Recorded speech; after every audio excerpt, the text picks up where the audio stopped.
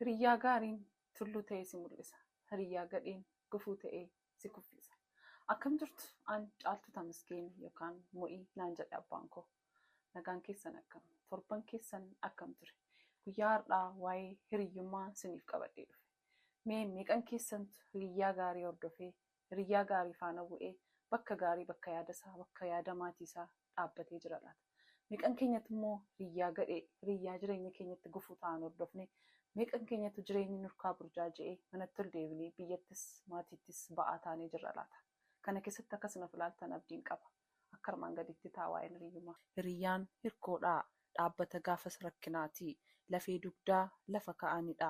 Hiriyyaan kafanaa, iccitii dhoksaa namaaf golgaa. Hiriyyaan gaariidha. Nama biratti hiriyyaan madaala eenyummaa keetiiti.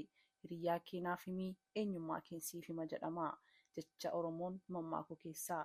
Hiriyyaa gaariin tulluu ta'ee si mul'isaa, hiriyyaa gadheen gufuu ta'ee si kuffisaa. Hiriyyaan gaarii mul'ata kee dhugoomsaa si jabeessaa. Hiriyyaa yartuun mul'ata kee ajjeesaa. Hiriyyaa gaariin ejjennoo keef akka ati murteeffattu si gargaaraa. Hiriyyaa gadheen ejjennoo kee murteessee akka ati isa deeggartu qofaaf si bira dhaabbataa. Hiriyyaa gaariin akka toftaatu barbaadaa. Hiriyyaa yaraan akka ati isa fakkaattu barbaadaa.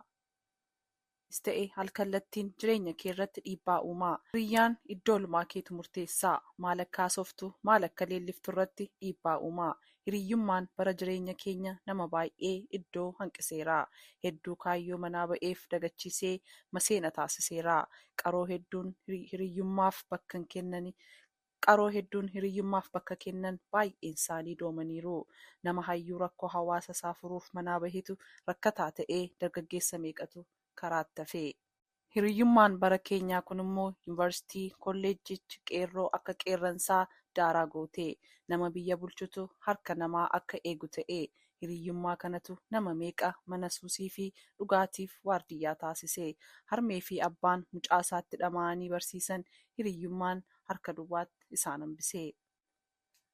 Hiriyyummaan biyya keenya keessatti kan dhaabbilee barnootaa kun akkasitti itti fufnaan maatii ijoollee barataniif osoo hin taane akka badaniif maallaqa kennee fi galaa qopheessee akka eegu deemuuf isaaniif gaariidha.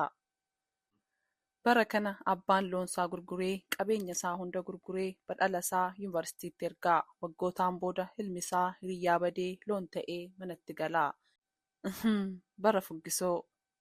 Hiriyyaan kee eenyuu? Mul'ata kee jaallatamoo akka ati hin mul'anneef si jaallataa?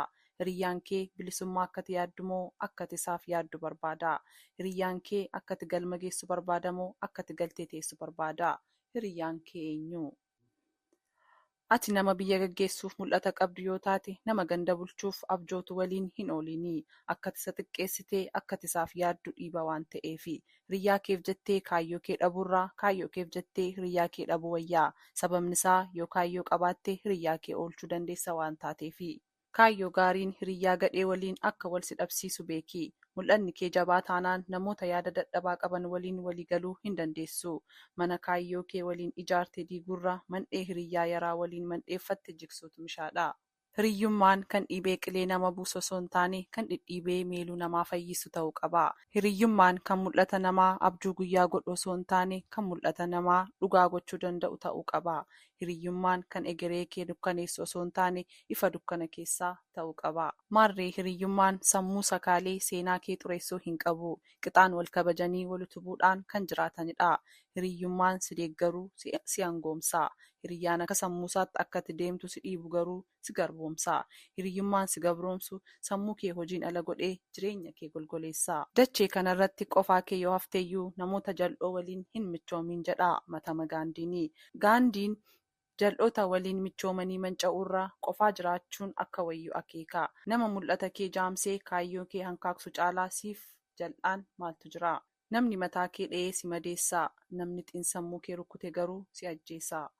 Bofa mataa keessa tumanii ajjeesu. Hiriyyaa yartuunis sammuu kee jechaan rukkutee qaama kee akka meeshaatti fayyadama. Haqa kanatu nama hedduu abdii kutachiise. Bultii namaa hedduus diigee. Biyyas kasaarsee ijoollee haadhaaf abbaa malee hambisee jal'ina kanadha. Mootummaan abbaa irree uummata waggootaaf bituu yoo barbaade dursa sammuu fi qaroo hawaasaa sana rukkuta.